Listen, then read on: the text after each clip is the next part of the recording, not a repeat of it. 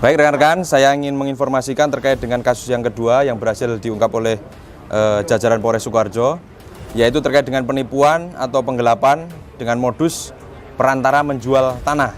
Ya, untuk kejadian yaitu di wilayah Kartasura dan terjadi sekitar bulan Juli 2020. Untuk korban ini atas nama Saudara Kusdianto, alamat di Banyudono, Boyolali.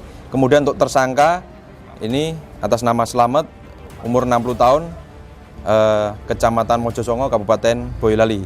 Untuk kronologisnya, pelaku ini menawarkan tanah, ya, sebidang tanah itu seluas 100 meter persegi dengan harga 106 juta dengan sertifikat itu atas nama Haja Susilowati yang diakui adalah milik temannya, ya, ditawarkan kepada korban.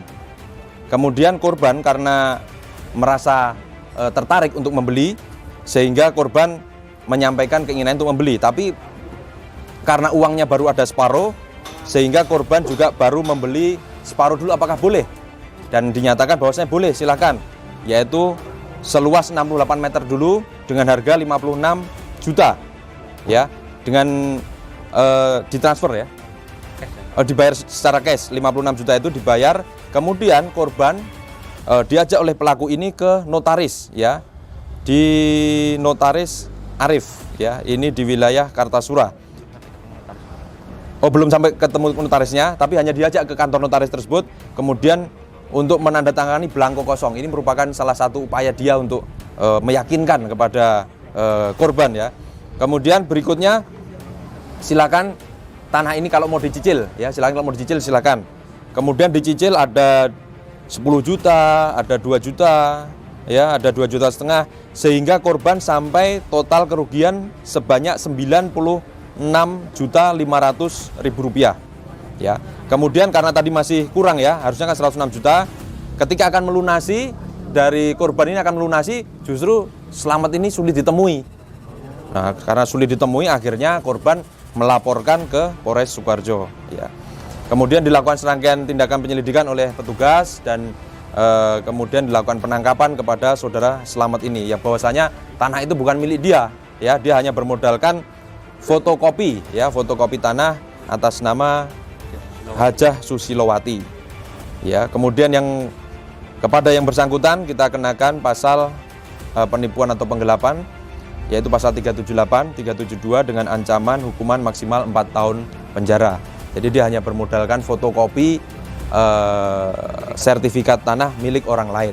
Jadi ini tentunya harapannya juga kepada masyarakat kita untuk lebih berhati-hati ketika akan melakukan transaksi, khususnya jual beli tanah ini. Korban sudah tadi yang pertama 56 juta, kemudian cicilan-cicilan itu ada 2 juta, lebih dari 5 kali, ya, total 96.500.000 rupiah yang sudah dibayarkan. Uang tersebut ternyata habis digunakan untuk main judi oleh yang pelaku ini.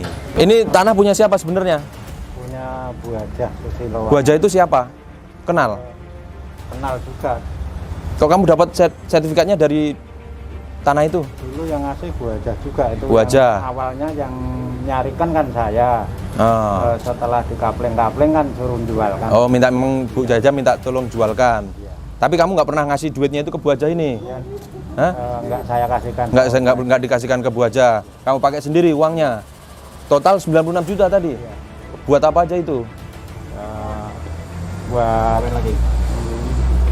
Buat apa? Mobil yang main judi.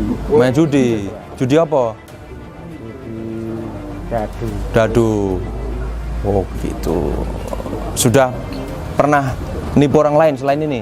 Belum. Dapat ide dari mana nipu orang lain, uangnya dipakai untuk judi itu? Dapat inspirasi dari mana? Ya, dari pikiran saya. Dari pikiran sendiri. Oke, ada punya keluarga? Bapak, anak istri ada? Anak di Kebumen. Anak di Kebumen, istri? Istri ada di Pucangan. Ada di Pucangan. Sehari-hari pekerjaannya apa? Ya cuma perantara itu. Perantara. Maklar tanah. Ada juga tanah yang ditawarkan selain ini, ada juga? Enggak ada. Nggak ada.